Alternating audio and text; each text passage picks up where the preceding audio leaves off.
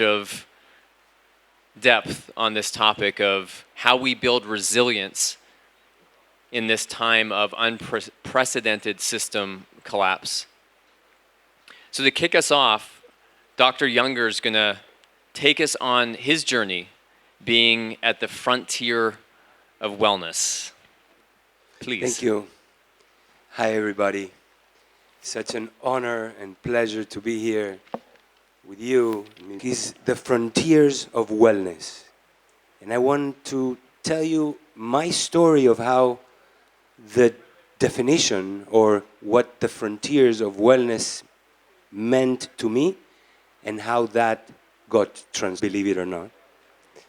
And I went to medical school there during my edible relatively. We didn't have everything available for us to study at the frontiers of medicine. We were lacking syringes and gloves and all kinds of things from a technological point of view.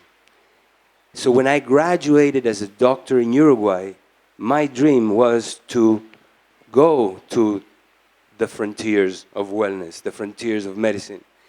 So I applied for an internship where the books where I was studying in Uruguay were being written. And that was in New York. So I traveled to New York and I did 3 years of internal medicine training, then 3 years of cardiology. And the change in lifestyle was so drastic in terms of the stress that I was under and the food from hospital cafeteria and vending machines. And when I had a little time, I went to the supermarket and I was blown away by all these products in boxes that I could put in a microwave and ended up in 2 minutes with something that looked like what would take my mother all day long to prepare. And that stress and bad nutrition took a toll on me. I started gaining weight. I started sneezing and itching every morning, to the point that it was difficult to function. And I started having very severe digestive issues. But the most worrying one to me was something that was going on in my head. Since I woke up in the morning till I went to sleep at night, and sometimes I couldn't sleep at night because of it, there were always thoughts in my head about this, about that. I would have discussions and fights with my boss about something and the check I had to pay. And but mostly, I was judging myself, criticizing myself, putting myself down. And that, together with a sense of doom, really took me for a spin, to the point that at many times I could talking out loud, having a discussion with somebody. But I noticed that he was having a discussion with somebody just like I was having a discussion with an imaginary somebody, just that I wasn't doing it out loud.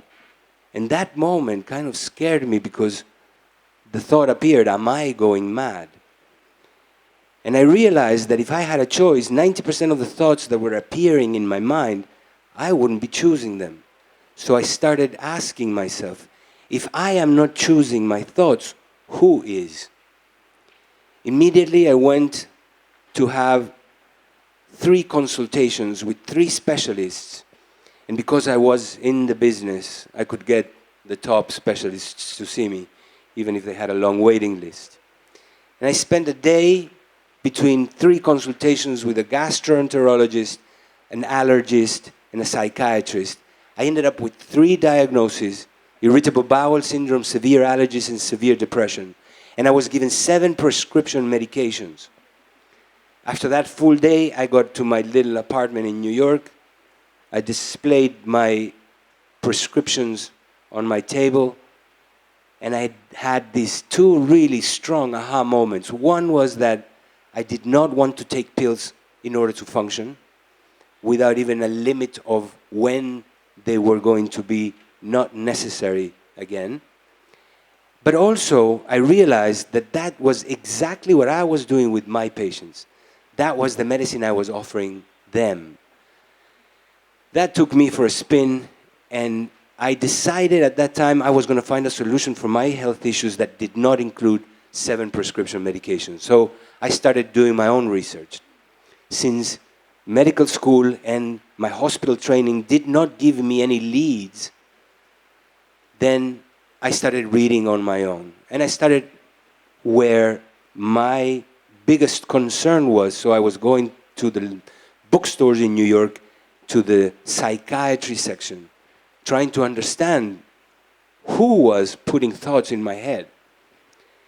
But I didn't find any answers there.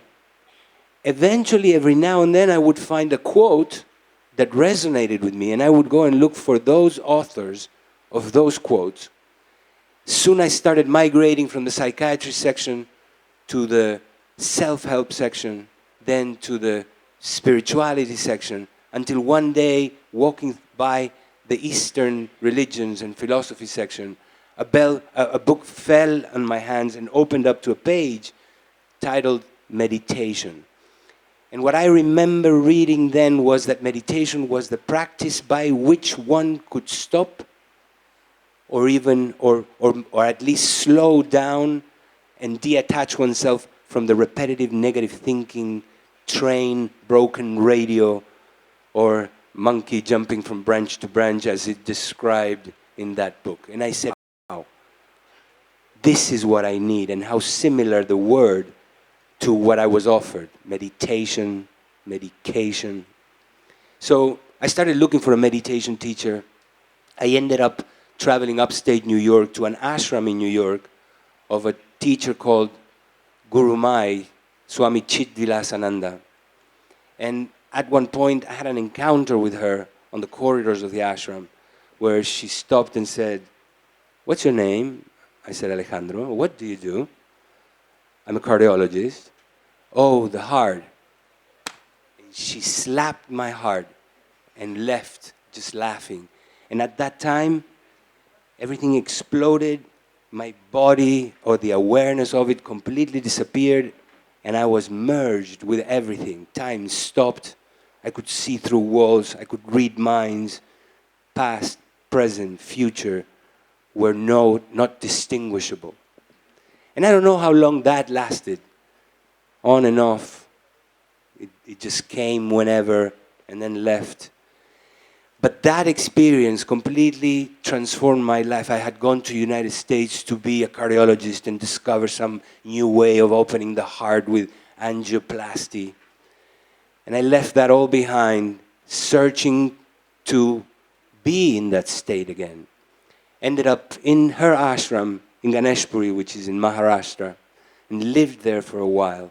Was exposed there to Ayurvedic medicine doctors, Chinese medicine doctors, chiropractors, meditation teachers, massage therapists.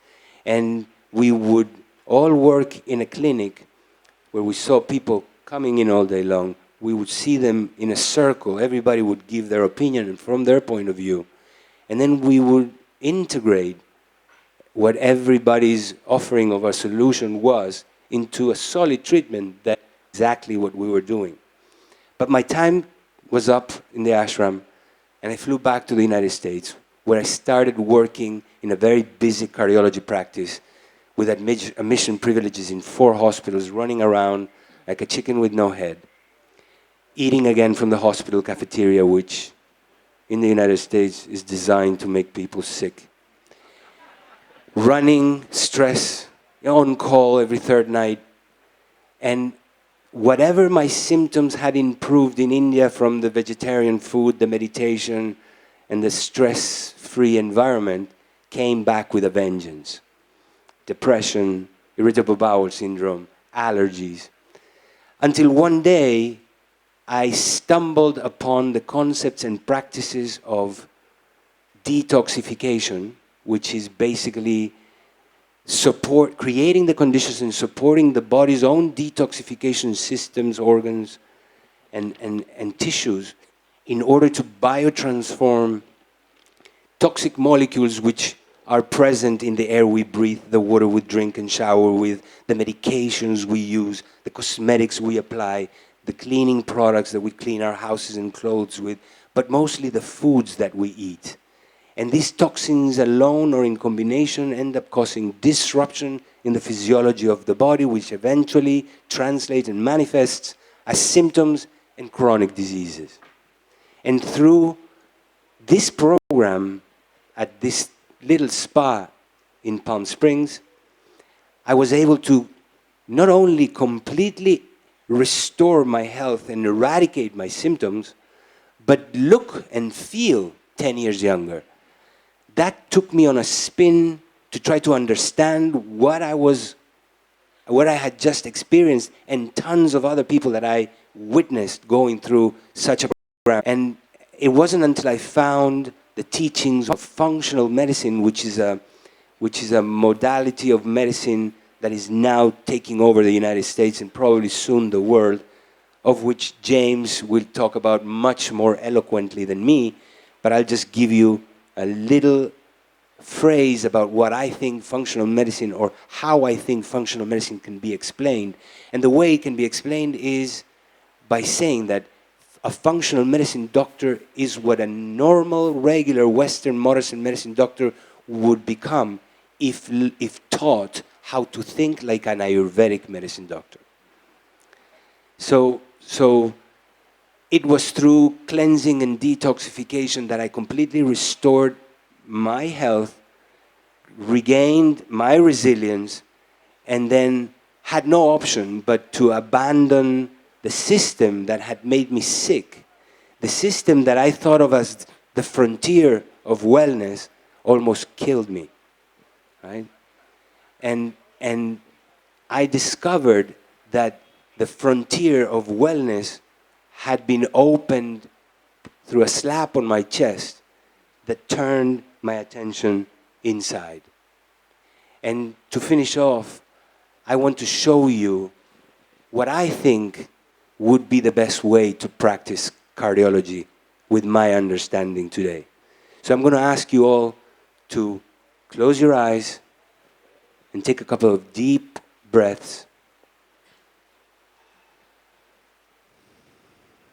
And in your mind's eye, picture somebody you love.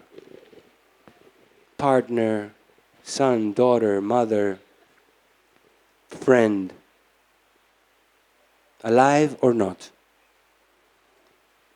But when you choose one, see him or her in detail. Smell them, hear their laughter. And in your mind's eye, tell them how much you love them. And now notice how it feels. And now put your hand on top of where it feels.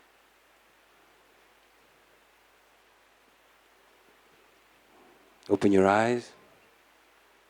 Most of you have your hands on your heart. And this is the type of cardiology that I want to practice.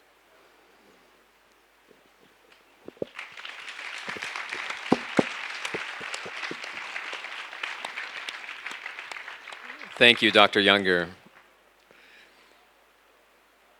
In this time of unprecedented change, most people end up at the traditional cardiologist or traditional doctor and eating the traditional cafeteria food.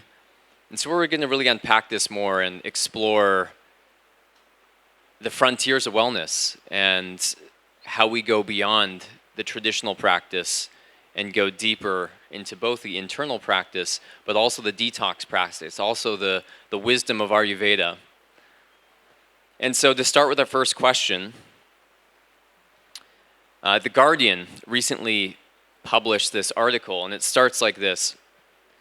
Over the last few weeks, Clover Hogan has found herself crying daily during the night, waking up with gripping panic. The 20-year-old who lives in London says, I found myself bursting into tears at the harrowing images of fires in Australia. It's overwhelming and terrifying.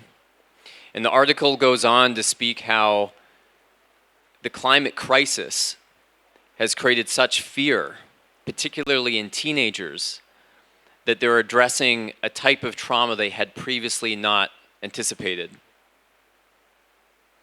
And so as we're in this moment of a system that's changing drastically, and young people and old people are seeing it, what would you like to share in terms of how we stay resilient? I'll leave the panel open for anybody who feels that spark to speak first.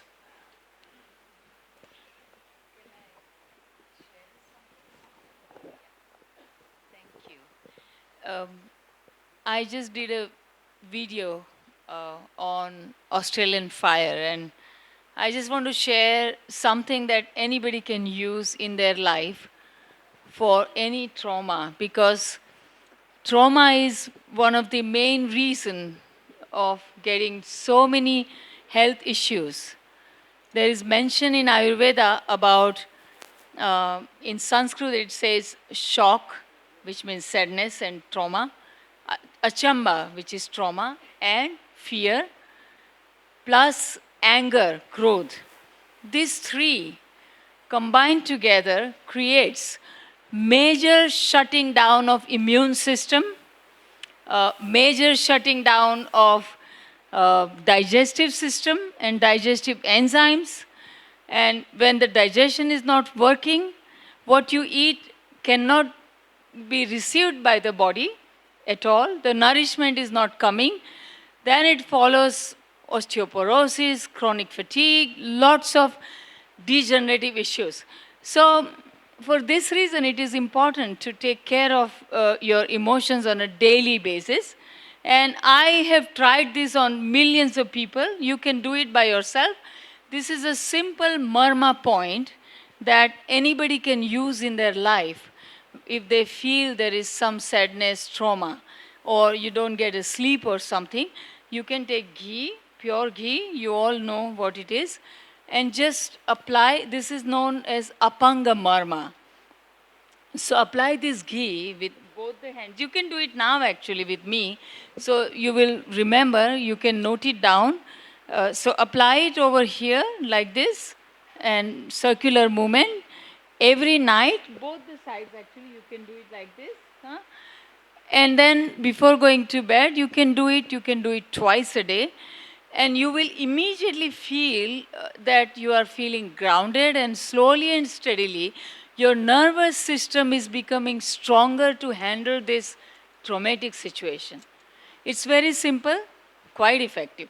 You can also fill up your navel with ghee, and in an extreme situation, you can actually massage your feet with ghee.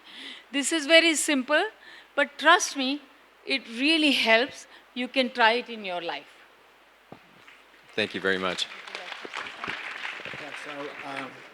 I've been involved in functional medicine, like Alejandro said, for 50 years, deal with a certain amount of trauma in their life. What is the root cause of that situation? Are the bushfires in Australia any more traumatic than World War II or other things? There's always been traumatic things happening, but why is this so effective on the youth of today as compared to the youth of 20 years ago? And in functional medicine, we talk about getting to the root cause of chronic illness. The biggest driver, the biggest root cause in society today is loneliness. In the loneliness. There are studies that show that more than what we eat, more than alcoholism, more than smoking, social stress from social isolation and loneliness is the biggest driver of all-cause mortality and death. And I did an event in the UK a few months ago where they showed that a quarter of millennials in the UK have no friends, right? And it's driving all these things, and it's because of the desecration of community, ultimately, through technology. And that technology 100 years ago was trains, and 50 years ago was cars, and then suddenly was strip malls, and now is phones. And I think in the last 5 or 10 years, with the proliferation of the majority of connections being digital, we're living in the most isolated, profoundly isolated age of all time. So the trauma is fairly And ultimately, bringing people together has been, my work. And I think that the work for all of us can be in facilitating, introducing people who want to get healthy to each other and facilitate transformation in groups. Outstanding.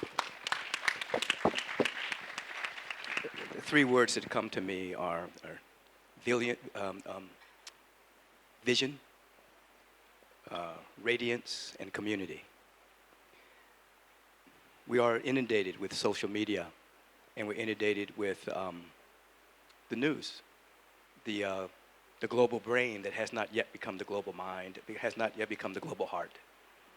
And so we're bombarded with the lowest common denominator of the human experience and worst case scenarios. Our millennials are flooded with worst case scenarios. And not to say that climate change and things that are going on the planet are not real, but we have to be carriers of vision of possibility in order to transcend the nervous system trauma. So we have to articulate the possibility that's emerging and hang into that frequency more than getting caught up in what's going wrong. Individuals would rather hear a vision than a vent. Secondly, radiance. We have to learn to stop picking up vibrations from the world. People they become so sensitive that they pick up the feeling tone of connectedness before you walk into a room. And instead of going into a room and picking up what's going on in the room, you walk into the room praying what you want to live in. And then thirdly, speaking to your point, spiritual community grants you immunity. When you're in real community, where there's celebration, where there's connection, where there's communion, where there's vision conversation, where there's healing, where there's assistance and support, your frequency rises and you become somewhat impervious, not ostrich with the head in the ground about what's going on in the world, but vibrationally you become impervious to what's going on systemically. I'm talking about vibrationally.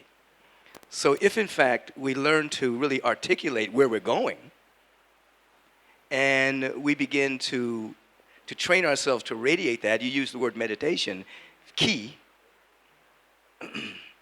and then we find ourselves like what our great host is creating for us here this week, we begin to develop community among each other, and even when we leave here, we seek to sustain, not just have a fly-by-night relationship with each other, but find ways to sustain the connection in programs and projects. Then we find ourselves immune to a lot of the downward pull that's happening with the old paradigm dying and the new paradigm emerging. And then we're able to sustain, become strong enough to deliver our gifts and talents and capacities. Yeah.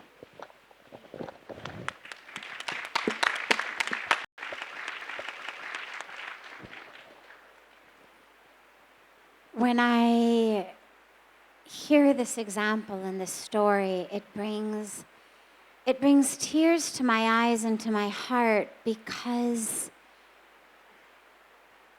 this young woman is a symbol of what is happening in our world today. And it's tragic, even as an isolated incident. But it's even more tragic when we realize actually how it is perpetuating the very thing that we fear. Because when we are afraid, yesterday I think it was, Bruce was speaking about the fight or flight sympathetic nervous system response. And so when we are afraid, our physiological bodies, as well as our minds, shift into this contraction, into this protection. We've spoken about what it does to our digestive system and immune system. But what it does to our minds is it brings us into this state of, I have to take care of me. If there were a fire right now, God forbid, if there were a fire right now here in this tent, instinctively, intuitively, and evolutionarily, almost all of us would immediately focus on one thing and one thing only, which is, how can I get out safely? It would be almost no one, if anyone at all, who would be focused on, oh my God, how can I go to the back and bring those people out? How can I take care of others? Our own survival instinct is me. And that's not bad, by the way. It's really important to realize we're not putting any kind of labels of good illogical creation has happened. But when we've got fear of things like something that's happening across the world, fears of climate change, fears of this amorphous and yet omnipresent threat, it's not a 30-second running away from a saber-toothed tiger. It's a pervasive sense of both stress that is killing our physical immune systems, but it's also killing our ability to live in community. And so we're perpetuating the exact same problem that is actually at the root of what's happening, because if I'm taking care only of myself, and I'm worried about my own safety and my own security, the last thing I'm going to be able to do is say, hey, James, you all right over here? Anything I can do for you? Survival and fear becomes all about me. And I think what's so important on a spiritual level is that we weather through any type of community, through any type of practice, that we ground ourselves and root ourselves in faith of the divine presence, in faith of God, whatever name we use, it doesn't matter. Because that faith enables us to get up, to open ourselves, not to contract, not to hoard the toilet paper, but to realize. Yesterday, somebody was telling on our panel how suddenly now in Australia, everybody's, like, you can't buy a roll of toilet paper because everybody's afraid that somehow toilet paper is going to run out, and they've hoarded it. So it's not a crisis of sanitation, it's a crisis of psychology, of our mind, of our spirit, into which we exhale and realize we are being cared for. We are being nourished. We are being nurtured. We are part of the creation. And in that, we enable ourselves to reconnect in community. We enable our stress response to stop. Because otherwise, lastly, we look around, and if you say to anyone these, hey, good, but oh my God, I'm so stressed. And we've come into this very warped mutual acceptance of that as the new normal. And the dilemma with this, and I'll leave you with this question, is at what point did we collectively agree that illness was health? At what point did we collectively agree that we were going to create and accept a new normal in which none of us can function physically, emotionally, spiritually, in community?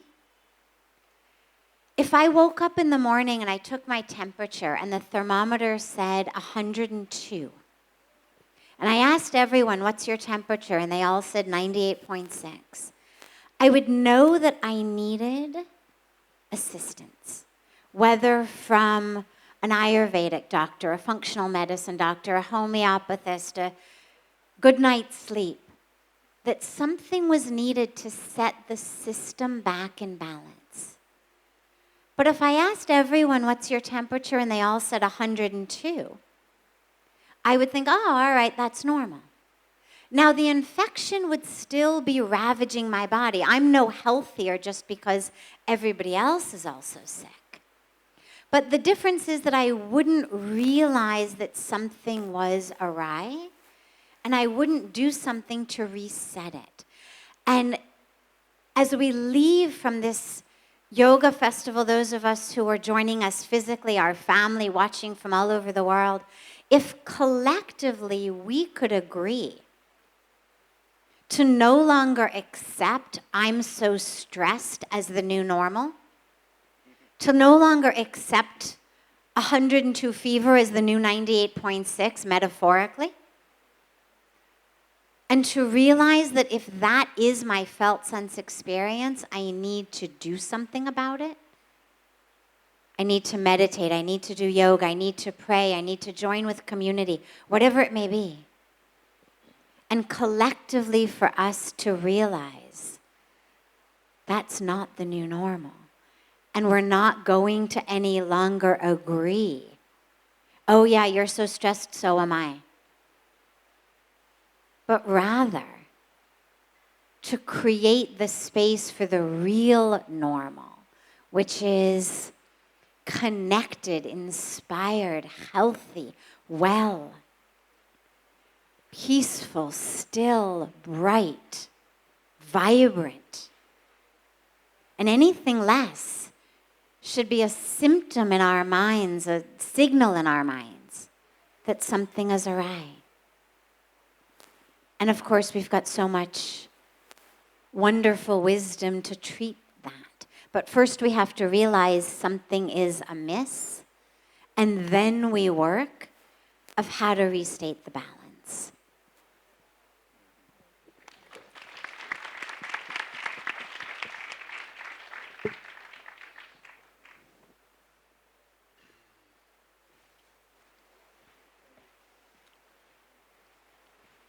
Stress and loneliness are inevitable outcomes, symptoms of deep confusion. When we buy into the illusion that we are separate, when we are disconnected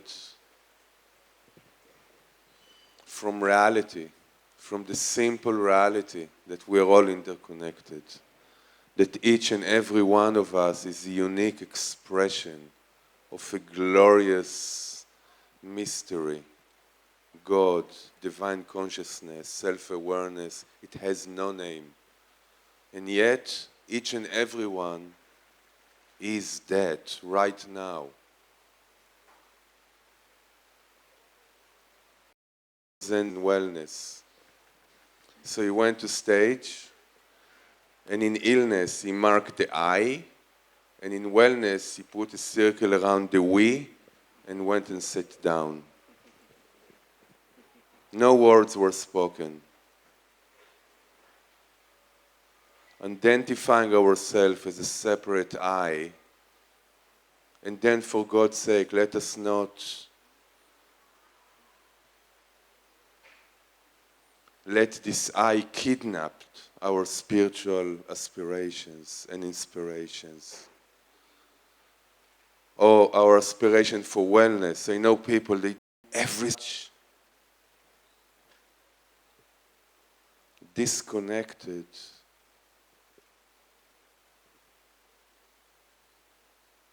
confusion of already assuming that there is a separate I, and then this separate I is just obsessed with trying to feel better.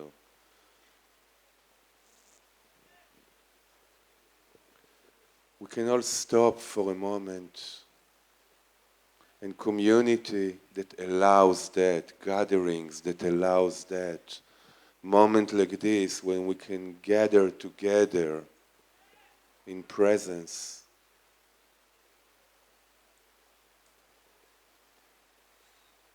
Can be so transformative if we're willing to allow the truth that reveals in moments like this to transform us, to wake up to a deeper reality which is available right here.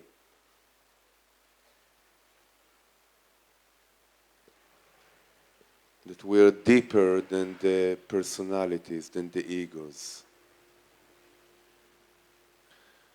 Now, many of you heard about, and we spoke about, Global Days of Unity. That's the heart of it.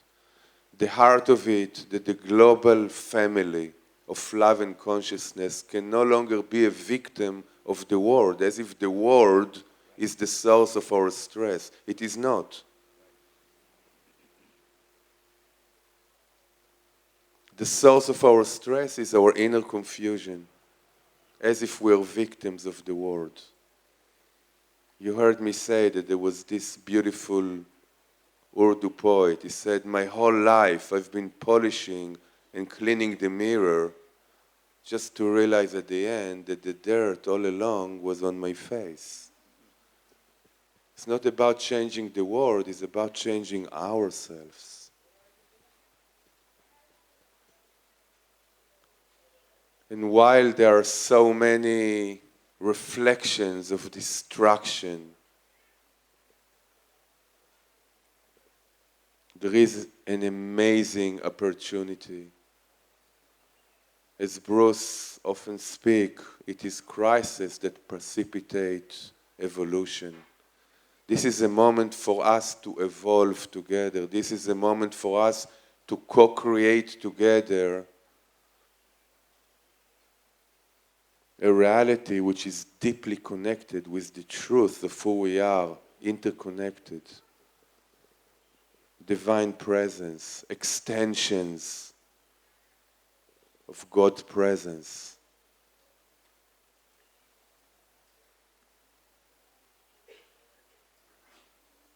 So every third weekend of each month, there is an invitation for all of us, no matter where you are, no matter who you are, no matter what you do or you don't do, no matter what is your spiritual practice or which community you're part of, but to allow the global community of life fuse the collective field with light, with love. So before we change the world, let's change us. And as we change us, maybe there is an invitation for many more to join in. I've been in Australia just a few months ago. Actually, the fire came about 5 kilometers from the house where we live. Police came and said, you guys prepare to evacuate. It was easy to fall into the fear of what will happen.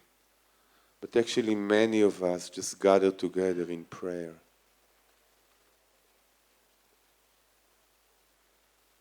In meditation, infusing the field with light and love and trust and faith. And it was transformative. We created an evening, we invited the whole community to sing together and to reflect, to inquire what those fires are telling us. As individual and as a community, how do we meant to respond?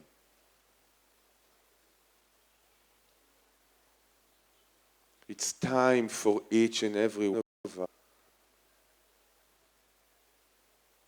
and to grow deeper within ourselves, to recognize the heart space, the peace that regardless of circumstances is always available for each and every one of us right now.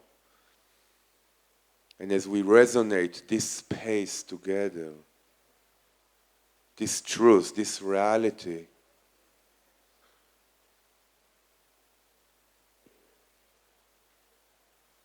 there is a resilience that is deeper from the external happening.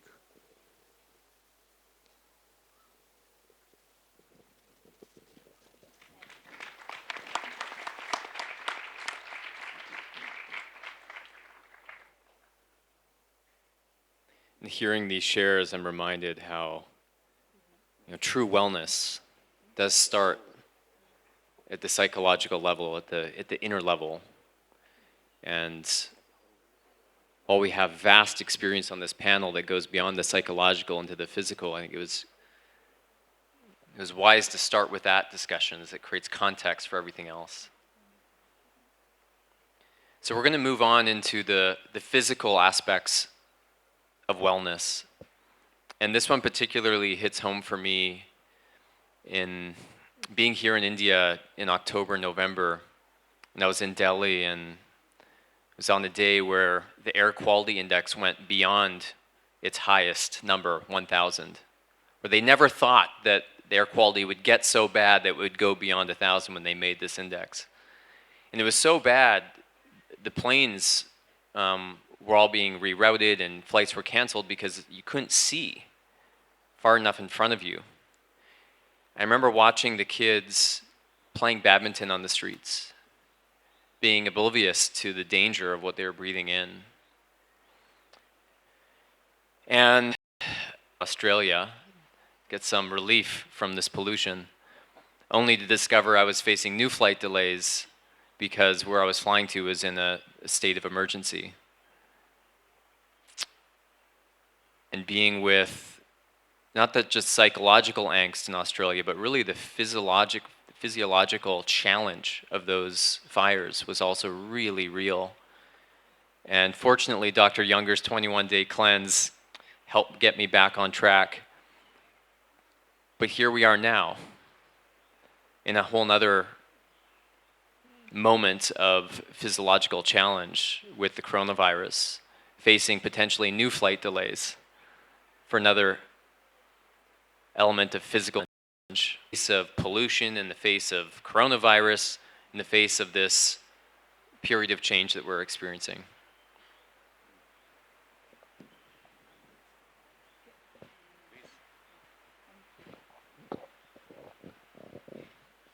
My dear friends, you know, my purpose of life is to improve quality of everyone that I meet, everyone who listens to me. So I would definitely keep your pen and maybe your phones ready to record, but I'm going to give you some real kitchen formulas to create in whatever quantity you need, T cells and B cells. So Ayurveda talks about immunity as an ojas.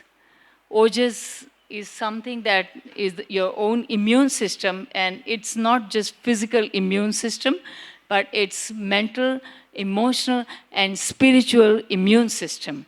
And it's reserved near the heart. And recently we found that thymus gland actually, you know, is the main thing. So it has impact from shocks, anxiety, fear, all of these things, and wrong food, etc., etc. What I always tell people, and I've been helping people on this subject a lot, immunity, you have to create your house strong, okay? Because now, Corona has become like a hype that everybody is talking about. But we are exposed daily, like he was talking about Delhi pollution. I have met patients who have actually suffered from COPD just by staying 2 years in Delhi. Chronic lung collapse. And at a young age, immune disorder, immune inflammation. So it is important that you keep your house strong. If your house is made of glass, anybody throws anything, it will break. Can be coronavirus, can be another bacteria, can be something else. So keep your immune system strong. And for this reason, this simple kitchen formula that I really take it every day, you can use this herbal tea on a daily basis to protect yourself from autoimmune or immune deficiency, both of them. I don't want to give a huge lecture of Ayurveda, but a practical tip which you can use today in your life. So you know pomegranate? So you can eat pomegranate seeds inside, and then you can cut small pieces, this peel of the pomegranate. Half of it you can use for the whole day, half next day.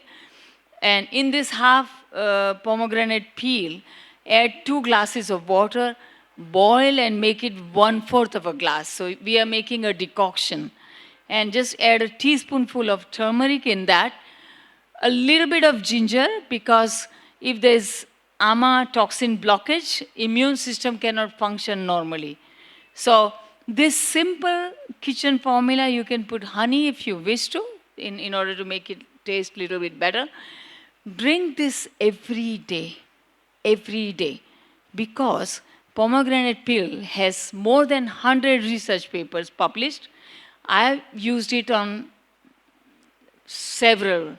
One of the formula we have has extract of this, but I've used it on people and really works.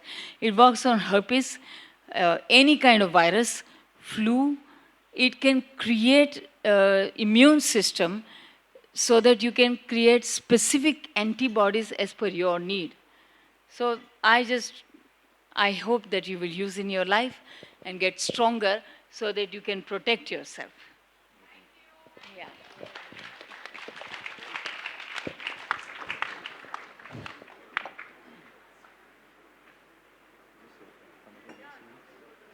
All right, I'm going to share something that you probably wouldn't expect to hear from the stage, but I'm 5 days late to the party. I arrived in India about 2 hours ago, actually here 2 hours ago, in India about 10 hours ago.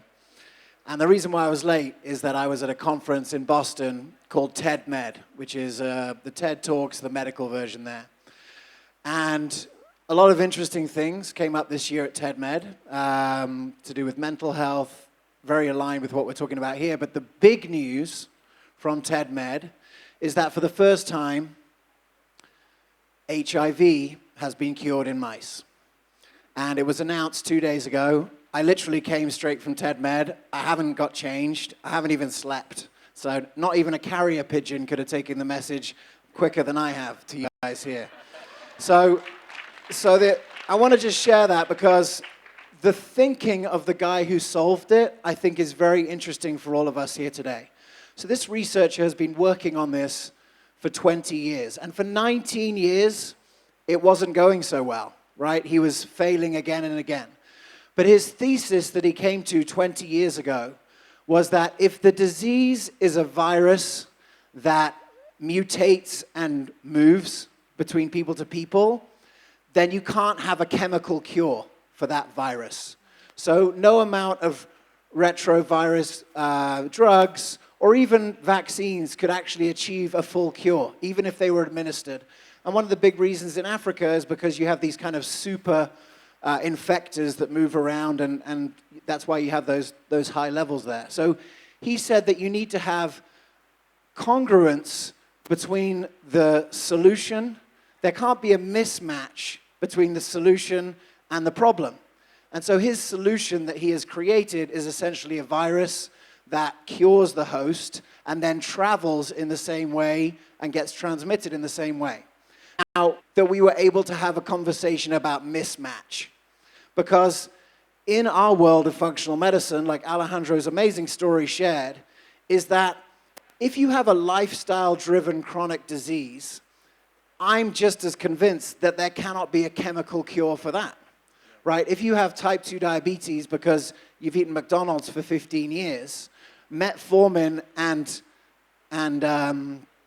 metformin can't be a problem, which is the majority of what we're dealing with today. Coronavirus aside, the majority of the things that ail even India today, is lifestyle-driven chronic disease. In the West, in America, it's 86% of costs. And those diseases are diseases of disconnection. Disconnection from ourselves, disconnection from each other, disconnection from nature, and disconnection from source. And so if we want to talk about mismatch, and we want to talk about matching the cause and the cure, ultimately the cure surrounds reconnection. Reconnection to self, reconnection to source, reconnection to nature, and reconnection to each other. And as for the coronavirus, the implication is when there are epidemics like this or pandemics, not everyone dies. Some people survive and some people die.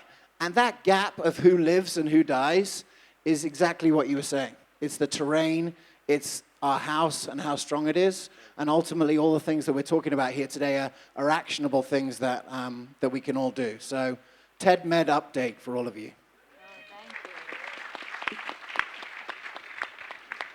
And just to round up on the thought of a strong house, I'm going to say that it's also important to have a clean house. Because if you don't take your garbage out, you'll soon see that rodents and cockroaches will invade the house. And with them, they will bring disease. So if your body is your house, and you're not taking the garbage out, and on top of it, you're consuming garbage that accumulates, it is no mystery and no surprise that bugs will come and try to lodge in you. Yeah, so true. Wonderful. Dr. Junger is really humble. I've seen so many cases of people that transform their life, not just on the physical, but deeper than that by doing the clean program. And I think it's one of the most powerful things on the physical dimension that we can do is to take time out for ourselves and to do a program that is designed to eliminate toxins and chemicals from our body. But as we do that, we're also like really rebuilding through the physical resilience that can serve us emotional well-being as a direct consequence of healing the body. So his program is truly one that I like to encourage everyone to check out. It's really worth it.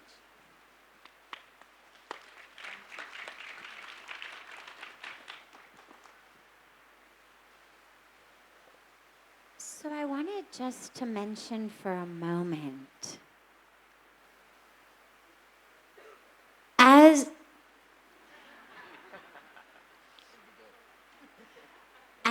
we hear from such extraordinary leaders of transforming the physical, whether from Bruce, whether today from this amazing panel of doctors and healers, and one thing comes sometimes into the mind, and I just wanted to quickly speak to that for a moment.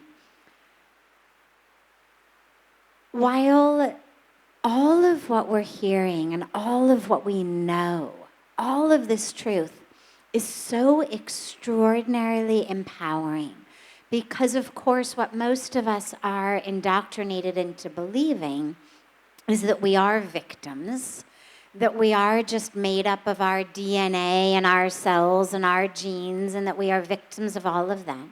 So all of this knowledge is power, and it's super exciting, and it's super uplifting, and it's super transformative, and we can all grab it on every level and transform ourselves. And we have this physical body as a vehicle for our awakening. And sometimes there are things that happen to it, in it, for whatever reason, as part of our karmic package of awakening and unfolding, that is the most conducive situation for us to take the next step closer to God. And sometimes that happens in illness. Sometimes it happens in handicap. And I mention this only because it's so easy to fall from a trap of being a victim of the physical into this idea that somehow if I'm not able, with my mind, with my diet, with my meditation, with my intention, to cure and overcome everything that ails me physically, Somehow my meditation isn't good enough. Somehow my intention isn't good enough. Somehow I'm also a failure spiritually. Not only is my body failing, but now also the power of my meditation is a failure. The power of my intention is a failure. I can't even do that right. And it's really important to realize that this power, this empowerment, this excitement, this ability to realize that what we think, how we feel, how we live is impacting, informing, creating the cells of our being. And if you walk off the top of a building, you're going to plummet to the ground regardless of how enlightened you are. Because there's this thing in nature called gravity. And it doesn't matter how brilliant your meditation of wings may be, or your visualization of being able to fly may be. As long as that building is on planet Earth, we're subject to the laws of gravity. And I wanted just to put this out there because I know that a lot of us take this information, and along with the excitement and the empowerment, there's also this element of yet another thing I'm not good enough at. Not yet good enough at healing myself, not good enough at the intention, not good enough at the visualization, not good enough at the natural healing. And to realize that that's not what this is about. Sometimes the greatest wellness, the greatest healing is actually in accepting with love the current situation of the physical body that may be in an illness or may be in a handicap. And that isn't a failure.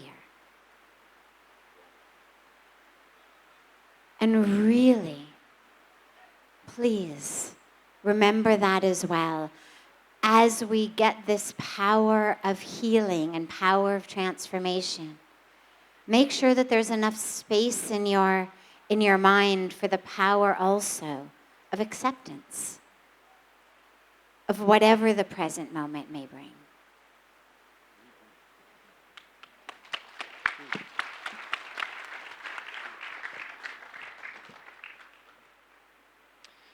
So we're going to move on to a final question before opening it up to the rest of our circle here.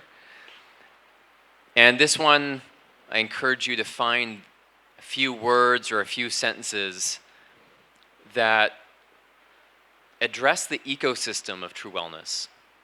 So if we reflect on what are the necessary and sufficient conditions of an enabling ecosystem to support humanity in coming into and sustaining true wellness. What are those necessary and sufficient conditions you feel are most meaningful? This is piggybacking on Reverend Michael's insight around vision, that frequency. So build a vision for us today on the enabling necessary and sufficient conditions of an ecosystem for wellness.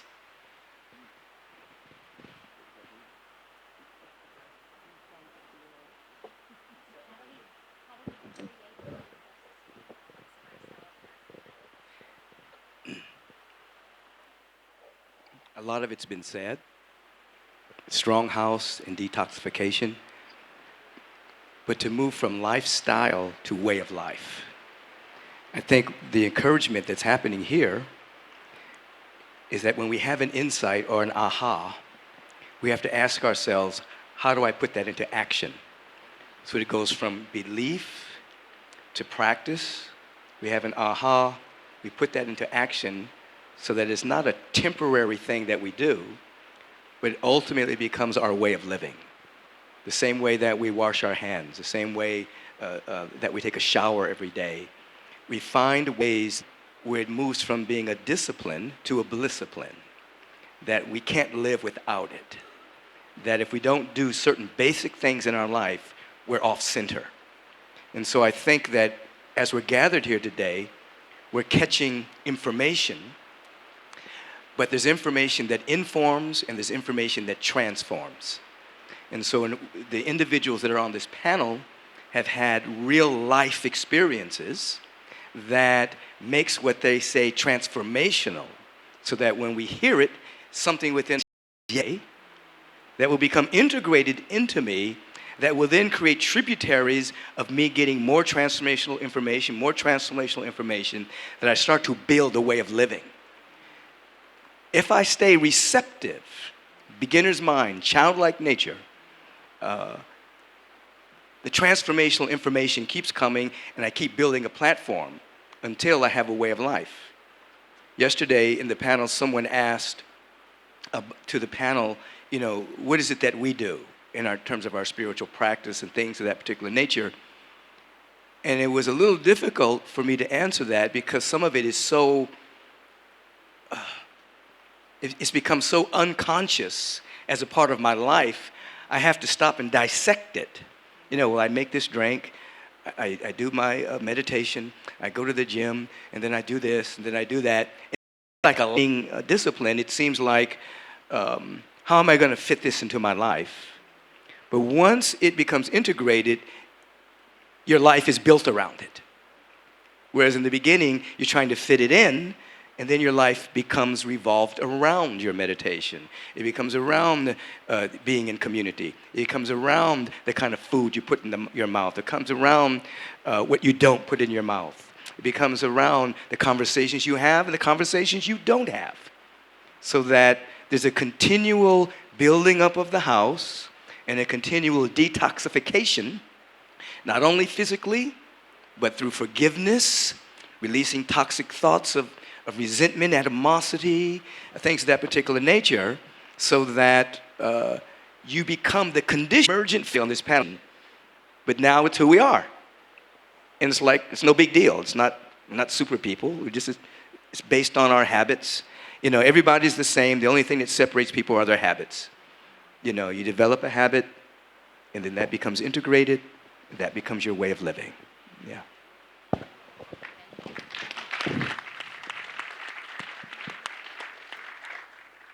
So I want to clarify that when I talk about detoxification, I do talk a lot about it in the aspect of the physical body, and I distinguish the different toxic molecules that come in the air, in the water, in the medications, in the food that we eat, and in my books and in my program, I go really into detail about the biotransformation that they go through in the body, through their enzymes, and how to support the body nutritionally, and how to create the conditions for those functions to really be performed optimally. But ever since being exposed to Ayurvedic medicine, I came to understand that the toxicity of the body that I was talking about, that functional medicine taught me in such detail, in Ayurvedic medicine has no distinction from the toxicity of the mind and the emotions. And in fact, they go under one name, Amma. And they have similar frequencies, and I call it bad just to call it somehow, but these contracted negative frequencies attract one eating bad food, and eating bad food also will attract by resonance bad thoughts and bad emotions. So happy you brought it up. I was just about to talk about it, but I really because Ayurveda has mentioned this toxic mucus of Ama, and that mucus is produced when you don't process Atma Gnan, what they call it, your soul's process as well. So just to give you a very typical example, when you eat something, it has to be digested very well. But when many times your Agni is not good, it's not digested fully, it's half done. That produces Ama mucus. But also when you expose to some situation in your life and you don't attend it fully, that also creates mental Ama. And when you do physical detox, I I believe so much, and I respect what you are doing actually, because you are truly spreading the health on this planet. I am a strong believer of detox. We do Panchakarma detox. My numbers are always high because I've trained 300 doctors on this planet. All of them practice Ayush Shakti. They are our clinic partners actually. So, and they all do detox. So we have done more than 200,000 detox through these clinics actually. And I have seen that detox and nourish is the key. First detox, like you clean your wall and then you paint it fresh with the new paint. The nourishing is always to be done after detox. I just want to give you a very funny example of a doctor who is associated, connected with us. He is orthodontist. His last where just tooth implant just started. You might think about complicated to learn. I know only one thing, detox, nourish, detox, nourish. This is what I use in my orthodontistry. So after 4 months, I go to his clinic, actually after a year, rather more, because then he had literally files. He prepared his patients by doing Ayurvedic detox before doing tooth implant. And then he actually gave bone nourishing, because Ayurveda says that teeth is the byproduct of the bone. Only this aspect, that's where he used it. So he did a specific process for bone nourishing, and he published a research paper after 1 year that his success of tooth implant was double than doing without detox and nourishing process. So that's a real example, but I have seen so many. So I only want to conclude one thing, that when you detox, from my point of view, should be 3 aspects taken into account. 1, to remove ama. 2, focus on creating reason for illnesses today. So that's, and 3rd, emotional detox. So when you do physical detox, like Dr. Alejandro just explained, emotional detox happens naturally. And then nourishing has to be done for the physical tissues, immune system, emotions, mind and spirit. And trust me, it should be done on a daily basis. That's why we need all the spiritual masters on this planet. We need so many plans. Go to this Ayurvedic clinic or detox clinic and I cleanse. If you eat a junk food today, you have to do detox of fasting today itself. Don't wait. Don't accumulate. That's what I would say is the key to long-lasting, vibrant health.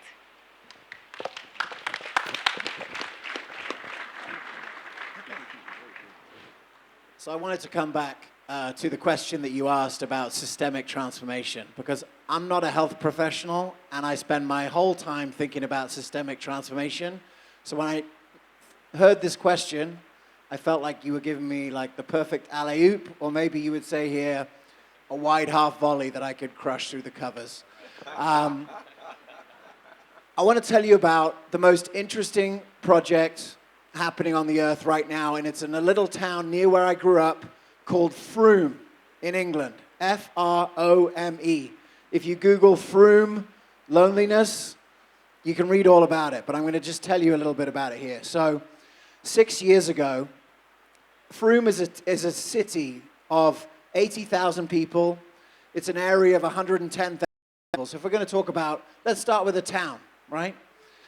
So 6 years ago, that one of the doctors there realized that the majority of the people that were coming into her office all the time were lonely, and it was driving all of these issues. And she decided to do something about it. So what did she do? She hired someone whose job it was to go into the community and make a list of every existing community. Bereavement group, sport group, church group, every group that existed. Turns out there were 2,000 groups happening in that area of 115,000 people. They whittled it down to 400 groups that were meeting consistently, that you could show up, you knew it was going to be there, you knew it was going to be, it was happening, and they put it on a website. They then hired 5 health coaches, And those health coaches, one of each of those health coaches sat in one of each of the medical clinics in the borough of 115,000 people.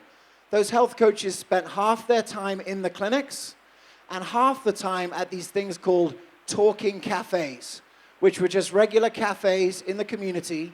And how did you know who these health coaches were? They wore a green lanyard and a little green button. Now that would be an amazing story by itself, and then you could get connected to those health coaches and they would connect you into 2 or 3 of these groups if you're lonely.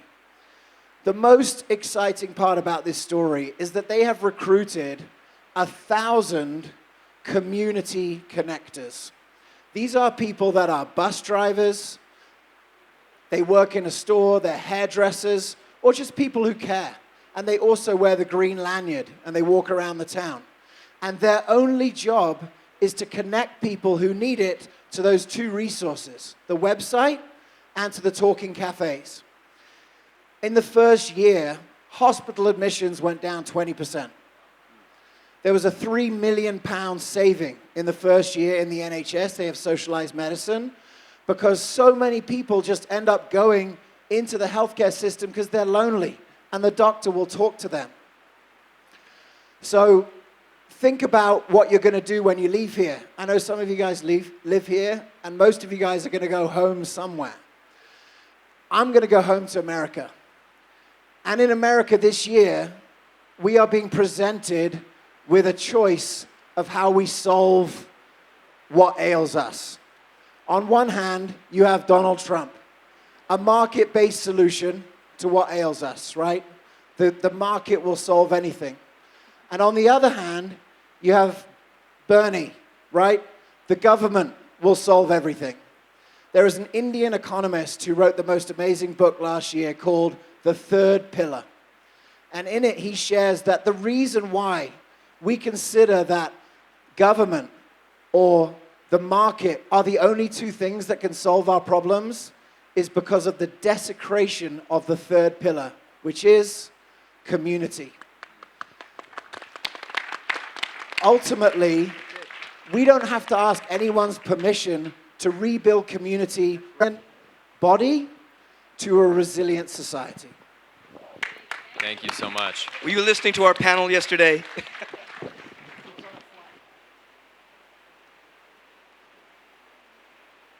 So, how each of us, the solution